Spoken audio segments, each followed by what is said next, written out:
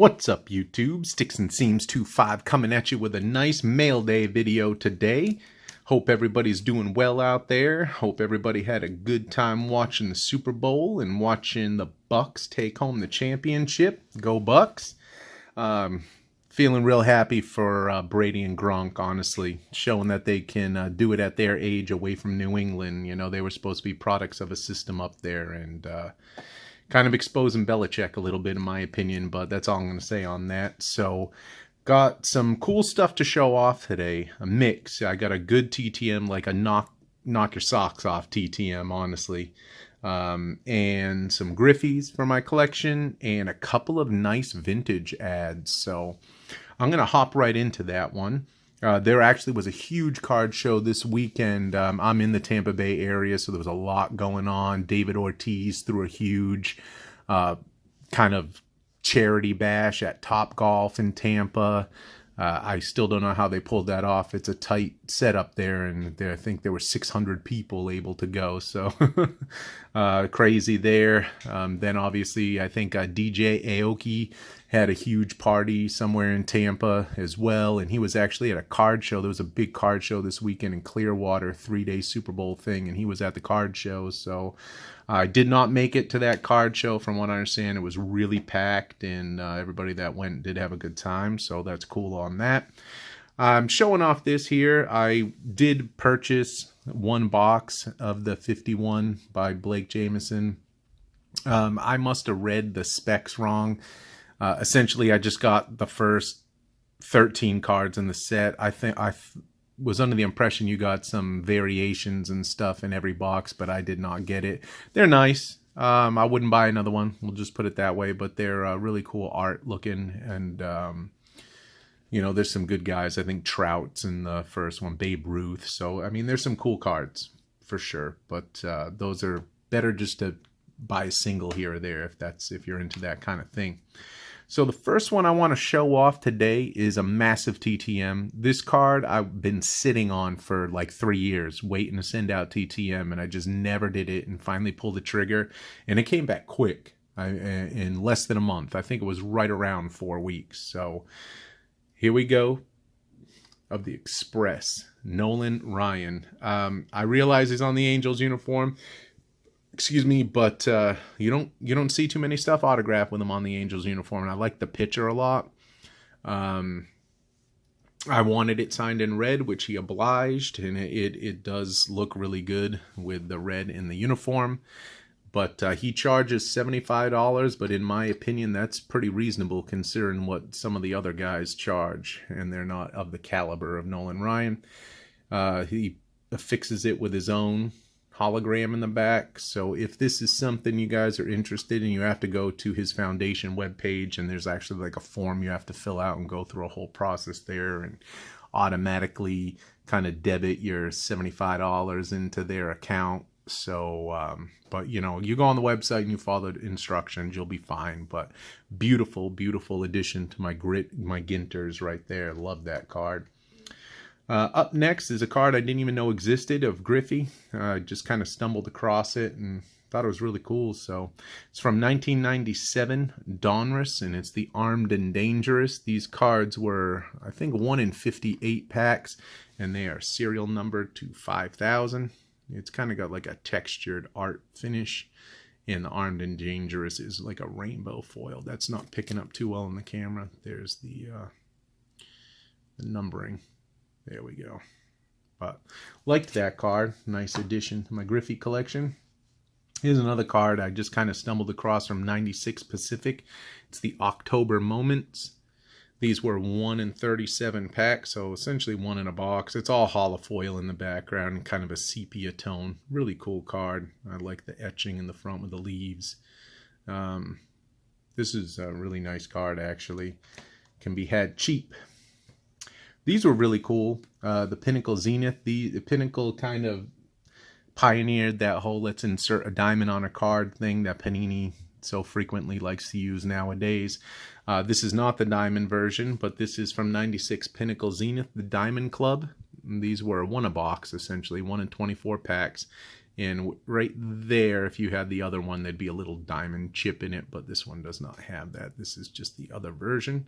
But these are really nice, sharp cards when you hold them in your hand with that rainbow foil finish. Really pretty card. That's what the back looks like. So, stoked to add that one. This one here is the actual redemption card from 96 Stadium Club. This is the Extreme Players. And this is the silver. Right there, you can see the little embossed logo. So if you had this card, pulled it in a pack, which they were 1 in 12, I think. Or they were either 1 in 12 or 1 in 24, depending on the product you bought it in.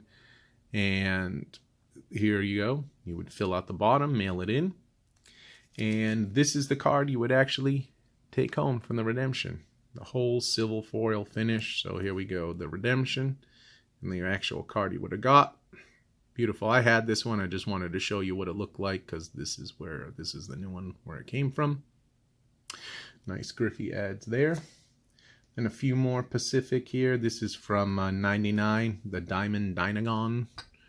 And they were 4 a box, essentially. This green foil. Nothing crazy, just another Griffey I didn't have. That came in that huge box of Griffeys I've been rummaging through. This was also in there, and I didn't have it. These are the 99 Pacific, the gold crown die cuts. These are really nice cards. They were 1 in 37, so you got 1 a box. Beautiful card. And we have the 2000 Pacific Crown Royale, but this is the red version, which was retail exclusive. So that's it with all my newer stuff. I think I did pretty well, honestly. None of these broke the bank. The Ryan was obviously the most expensive out of all that, but beautiful welcome additions to my collection. And then I got a little hankering for some vintage, so I was searching around and talked to a couple of you on some of these cards and decided to pull the trigger.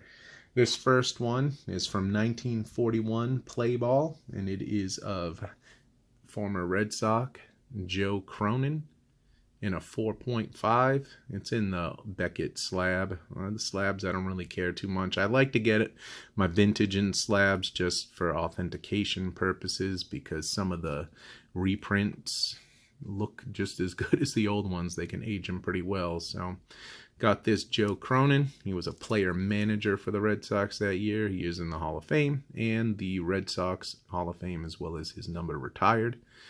Beautiful addition there. And probably my biggest one, and you guys can be the judge on this one with me because I don't get it, but I also don't do a lot of vintage in the grading, so you can educate me. And this is from 1933 Gaudy, and it is of Paul Wainer, Hall of Famer. I think his name was Big Poison, and his brother was on the team. They called him Little Poison. His name was Lloyd. But this card is a 1.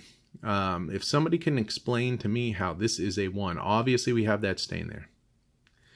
But the back is completely intact. There are no creases. There are no wrinkles. There's nothing going on in this card other than the stain. And I'm sure it's like, dark in the whole front of the card, but image still pops. It looks great. And I've seen dozens of these with massive creases across the middle there, down there, paper loss, big chunks of the paper out, the whole back gone, must have been glued, and they got 2.5s. I'd rather have this card with that stain all day long in a 1 than any of those 2.5s because they just didn't present well with massive creases going right through them or giant paper loss pieces. But if anybody knows and can educate me, you let me know because this thing looks pretty good to me, obviously, other than that discoloration there and there. Looking good. Excited to add it. That's my first Gaudy. And I'm liking them, so I'm probably going to try and hunt for some more of these, pick off some lower-end condition ones just to add to the collection. So that's it, everyone. It was a pretty good mail day. Had to deviate from my normal kind of pickup strategy just because it's been a ton of competition with the Griffeys, especially now that he's going to be coming back to baseball in a capacity with MLB. Youth program, I believe.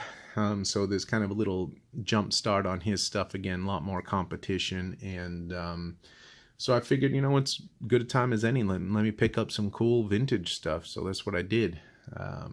Hope everybody's doing well out there, like I said. And until next time, keep collecting.